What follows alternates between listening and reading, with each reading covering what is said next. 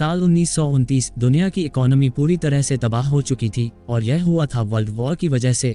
इसी माहौल में एक जर्मन डॉक्टर रिटर और उसकी वाइफ डोरी ने डिसाइड किया कि अब उन्हें ये सब छोड़कर कहीं दूर चले जाना चाहिए। तो उन्होंने जर्मनी छोड़कर एक सुनसान दूर दराज आइलैंड पर रहने का फैसला किया है।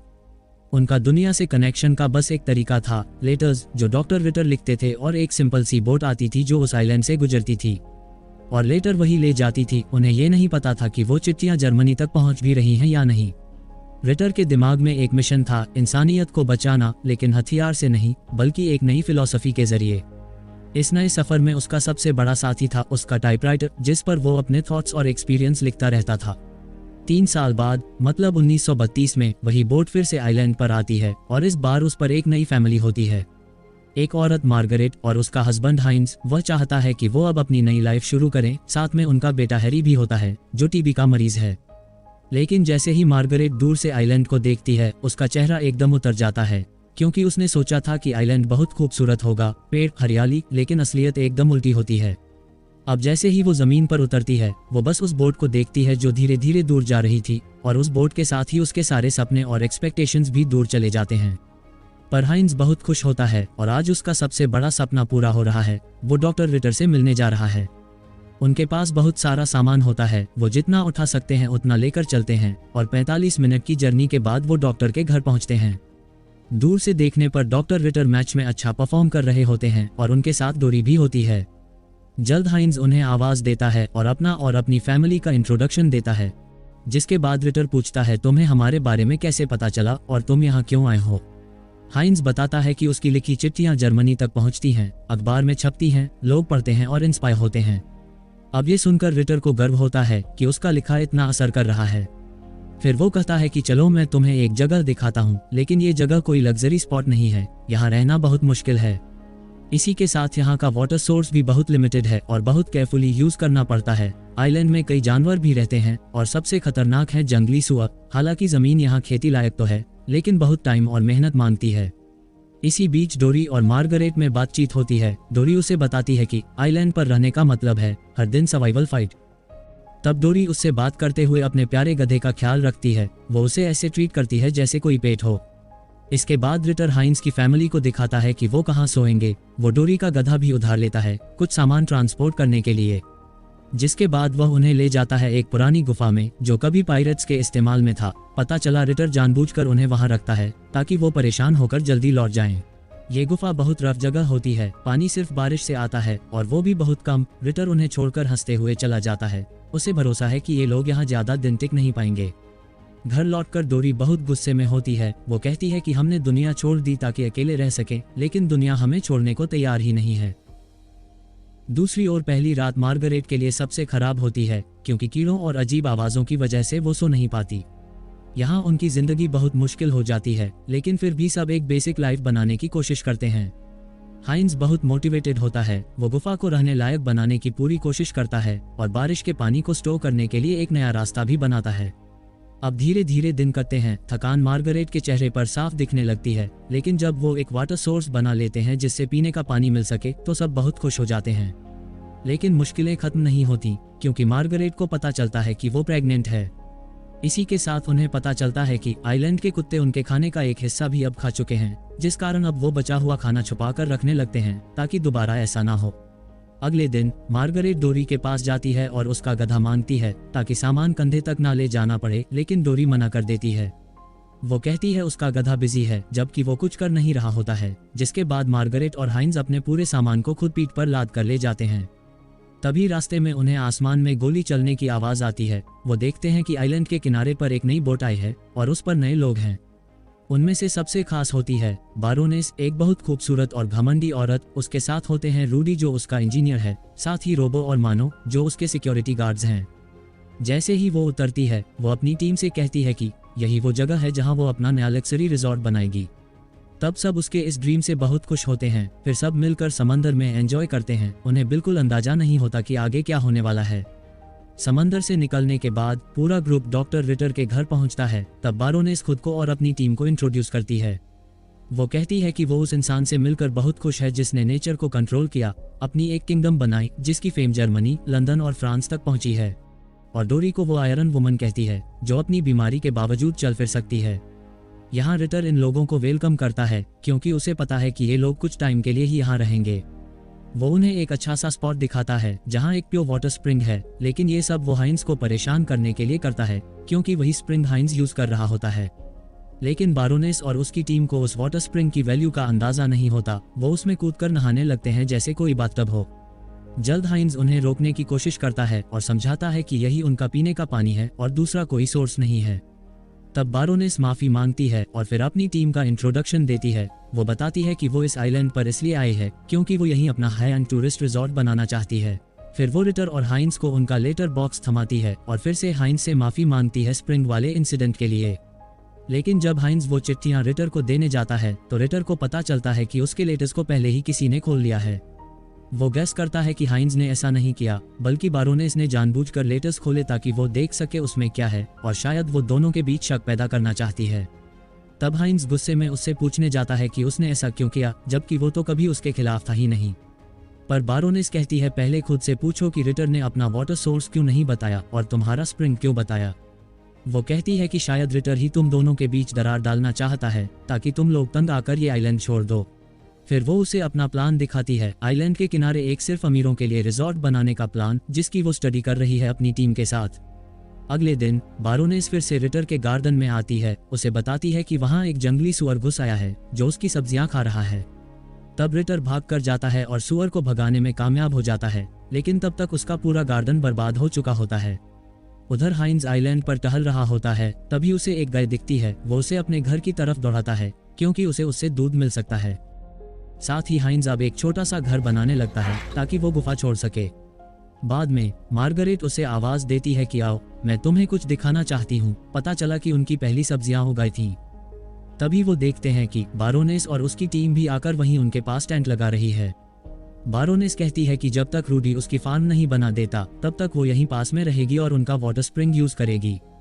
वो पूछती है तुमने हाइंस से शादी क्यों की, वो तो उम्र में बड़ा है, बोरिंग है, तुम उससे कहीं ज्यादा खूबसूरत हो। यहाँ वो मार्गरेट को उसके पति के खिलाफ भड़काने की कोशिश करती है, लेकिन मार्गरेट स्माइल करती है और जवाब देती है कि उसने हाइंस से शादी इसलिए की क्योंकि उसने मुझे समझा है। मैं उससे प्यार करती हूँ और मैं प्रेग्नेंट भी हूँ। मुझे किसी की हमदर्दी नहीं चाहिए, मुझे बस अपने घर में थोड़ा सा सुकून चाहिए। दूसरी तरफ डॉक्टर रिटर और डोरी अपने घर में रह रहे होते हैं। वो अपनी गार्डन की हालत सुधारने की कोशिश करते हैं, लेकिन तभी एक और जंगली सुआ आकर पूरी फसल खा जाता है। अब ये देखकर रिटर बहुत परेशान हो जाता है क्योंकि अब उनके पास खाने को कुछ नहीं बचा है। तब वो सोच में डूबा होता है कि तभी उसे गनशॉट की आवाज सुनाई देती है। जब वो हाइंस के घर पहुंचता है तो देखता है कि उसने एक पूरा फार्म हाउस बना लिया है। वहाँ खेती हो रही है, जानवर हैं और हाइंस के पास राइफल भी है जिससे वो शिकार करता है।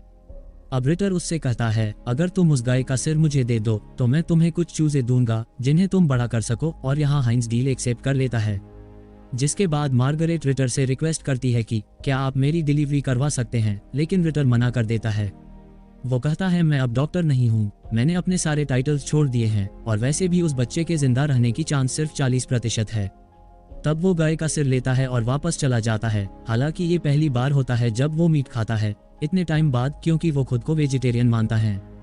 तब डोरी को ये बात बहुत बुरी लगती है। वो कहती है तुम्हें अपने प्रिंसिपल्स पर कायम रहना चाहिए। पर रिटर जवाब देता है कि प्रिंसिपल्स भी तब तक ही टिकते हैं जब तक जमीन पर खाना उग रहा हो। अगले दिन रूडी आइलैंड की जमीन पर जगह जगह गड्ढे खोद रहा है ताकि वो भी हाइंस की तरह अपना वाटर स्प्रिंग बना सके, लेकिन वो हर बार फेल हो रहा होता है और थक हार कर बारोनेस के पास लौट आता है।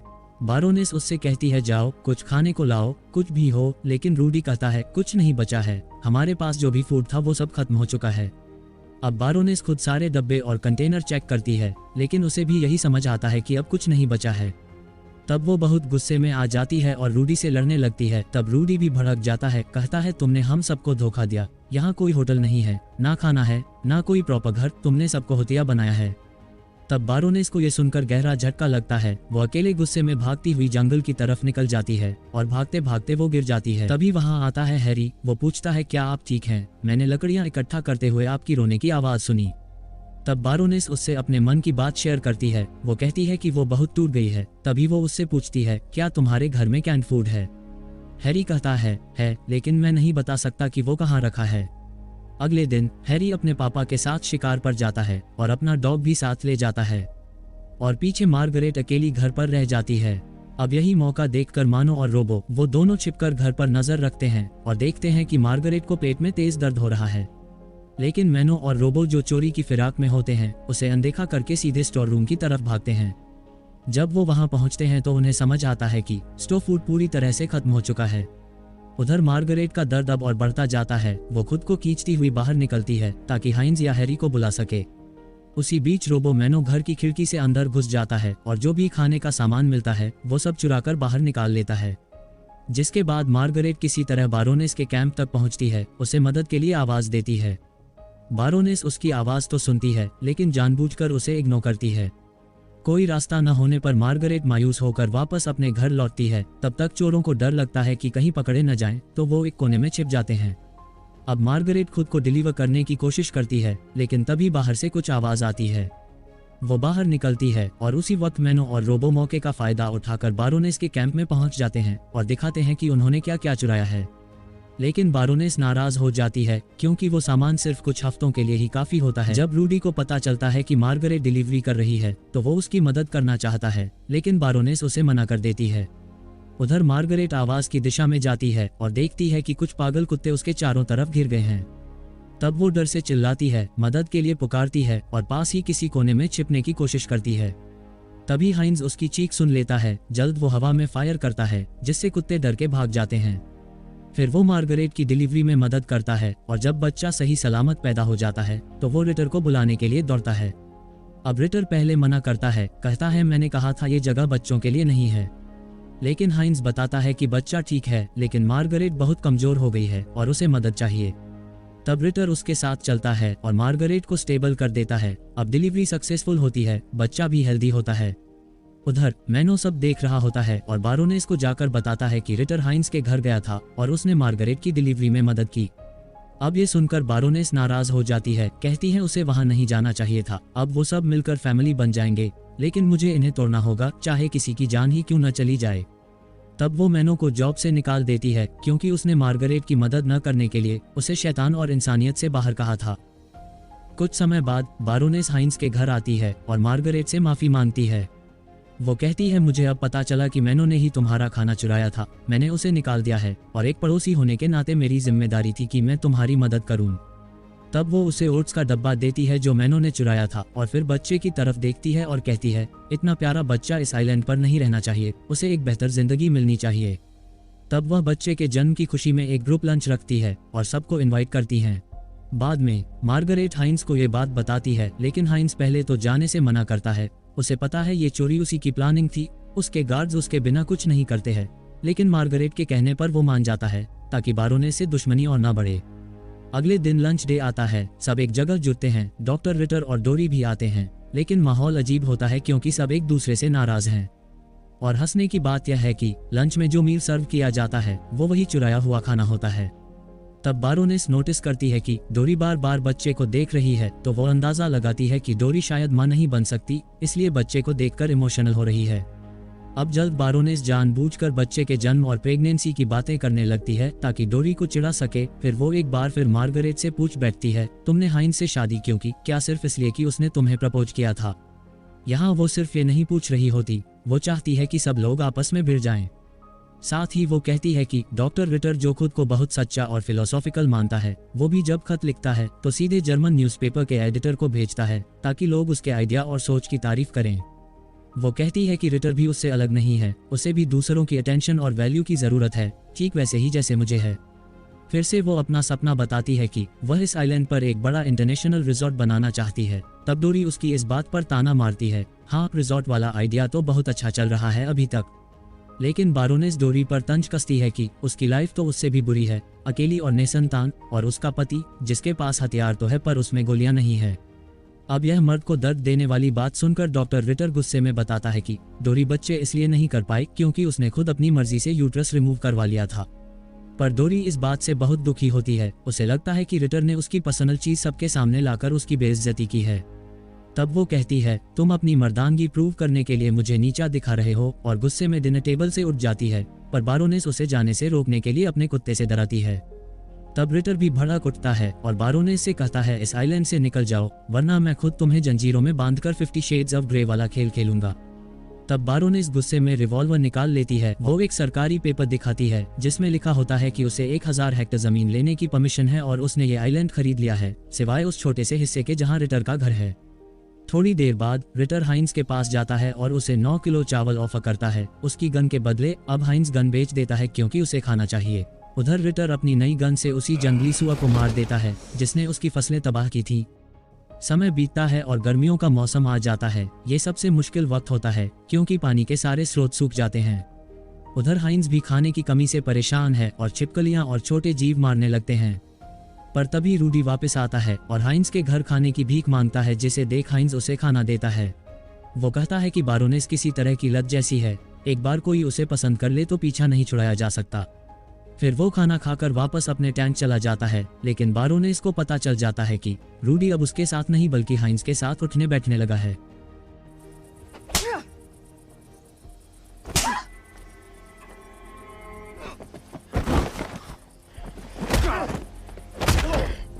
कुछ समय बाद आइलैंड पर नए मेहमान आते हैं। उनमें एक बहुत बड़ा बिजनेसमैन और फिल्म डायरेक्टर भी होता है। तब वो सबको अपने डिनर में बुलाता है और बताता है कि उन्होंने जो कुछ किया है उससे पूरी दुनिया का ध्यान इस आइलैंड पर गया है, लेकिन वो ज्यादा दिन नहीं रुकेगा क्योंकि उसकी बोटिंग ट्रिप पहले से प्लान है। भगवान का शुक्रिया करते हुए अब रिटर सोचता है कि जाने से पहले वो ज्यादा से ज्यादा खाना चोरी कर ले। दूसरी ओर बारोनेस इस डायरेक्टर को अपने प्रोजेक्ट कम्युनिटी रिजॉर्ट में शामिल करना चाहती है, लेकिन डायरेक्टर उसे कह देता है कि उसका आइडिया बेकार है और वो उसे छोड़कर चला जाता है। अब बारोनेस बोट को जाते हुए रोती हुई देखती है, फिर अपने गार्ड्स को हुक्म देती है कि रिटर के सारे खाने का सामान चुरा लो। जब रिटर को पता चलता है, वो हाइंस को लेकर बारोनेस के पास जाता है। तब दोनों उसे धमकी देते हैं कि अगर खाना वापस नहीं मिला तो जान से मार देंगे। अब सब एक दूसरे पर बंदूकें तान देते हैं। माहौल बहुत टेंशन वाला हो जाता है, लेकिन मार्गरेट बीच बचाव करके सबको रोकती है और बाद में सब लोग मायूस होकर वापस अपने घर चले जाते हैं। उसी रात बारोनेस रूडी को दोबारा अपने पाले में लाने की कोशिश करती है, कहती है कि वो उससे प्यार करती है और अब सिर्फ उसी पर भरोसा करती है। वो उसे एक प्लान देती है कि डोरी का प्यारा सा गधा जो उसके लिए पालतू जानवर जैसा है, उसे चुराकर हाइंस के घर के पास छोड़ दे। अब रूडी ऐसा ही करता है और उस गधे से पानी की पाइप को भी तोड़ देता है। बाद में हाइंस जब वहां आता है, उसे लगता है कि कोई जंगली जानवर पास है। तब वो डर के मारे फायर कर देता है और गलती से गधा मर जाता है। अगले दिन अब डोरी को गधा नहीं मिलता तो वो उसे ढूंढने निकलती है। वो बहुत परेशान होकर उसे ढूंढती है, लेकिन थक के गिर जाती है। फिर हाइंस उसे वापस उसके घर छोड़ देता है। हाइंस रिटर को कन्फेस करता है कि गलती से गधा उसी की वजह से मर गया है, लेकिन तभी रिटर नोटिस करता है कि रॉब दूर से उन्हें देख रहा है ताकि कंफर्म कर सके कि वो लोग आपस में भिड़ गए हैं। तब रॉब बारोनेस को जाकर बताता है कि उसकी चाल काम कर गई, अब ये लोग एक दूसरे को मारने ही वाले हैं। लेकिन अब रिटर और हाइंस डिसाइड करते हैं कि अब बहुत हो गया है।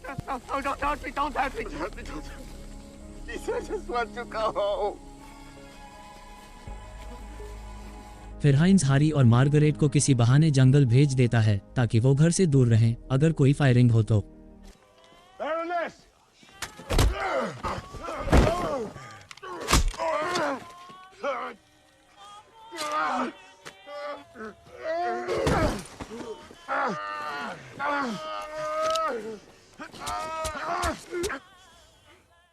तभी बारोनेस बाहर आती है और एक्टिंग करती है जैसे वो रॉब के डर से सब कर रही थी और अब आजाद हो चुकी है। वो कहती है कि चलो 4 हिस्सों में बांट लेते हैं ये आइलैंड, लेकिन अब बात पूरी करने से पहले ही बारोनेस अब खत्म हो चुकी होती है। बाद में सारे शव समुंदर में फेंक दिए जाते हैं और रिटर हाइंस तय करते हैं कि अपनी बीवियों को सच्चाई नहीं बताएंगे। उधर मार्गरेट गोली की आवाज सुन लेती है। उसे शक होता है कि कुछ गड़बड़ हुआ है। उस रात आखिरकार बारिश होती है। मार्गरेट हाइंस को गले लगाकर शांत करती है, जबकि वो गिल्ट में डूबा होता है। अगली सुबह रॉडी एक फर्जी चिट्ठी दिखाता है जिसमें लिखा है कि बारोनेस और रॉबर्ट आइलैंड छोड़कर चले गए हैं। डोरा को शक होता है क्योंकि बारोनेस कई चीजें पीछे छोड़ गई थी। रिटर वो सारी चीजें रॉडी से खरीद लेता है ताकि जब अगली बार जहाज आए तो वो बेच सके। वो बताता है कि उसने गवर्नर को खत लिखा है और जल्दी ही विजिट होने वाली है। बाद में मार्गरेट प्राइवेट में हाइंस को बताती है कि रिटर तुम्हारे ऊपर मर्डर का इल्जाम डाल सकता है, जिस कारण जब गवर्नर आए हमें कुछ प्लान बनाना होगा। उधर जब रिटर घर लौटता है, डोरा ऐलान करती है, मैं तुम्हें छोड़ रही हूँ, तुमने हमारे मकसद को बर्बाद कर दिया है, क्योंकि उसे सब पता चल चुका होता है। ये सुनकर रिटर पागल हो जाता है और प्लायर्स से जबरदस्ती उसका सड़ा हुआ दांत उखाड़ देता है। बाद में डोरा जंगल में घूमने निकलती है और मार्गरेट से टकरा जाती है, जो उससे कहती है रिटर ने बारोनेस को मारा है। वो उसे समझाने की कोशिश करती है कि रिटर बहुत खतरनाक इंसान है, लेकिन डोरा उसकी बात नहीं सुनती। पर जाने से पहले मार्गरेट उसे कुछ हेल्दी मुर्गियां देती है और कहती है कि अपनी बीमार मुर्गियां मत पकाना, उनका खराब मीट लोगों को बीमार कर सकता है। उधर एक जहाज आइलैंड के पास से गुजरता है और रॉडी बिना सोचे समझे पानी में कूद जाता है और कैप्टन से कहता है, सारा पैसा ले लो, बस मुझे ले चलो।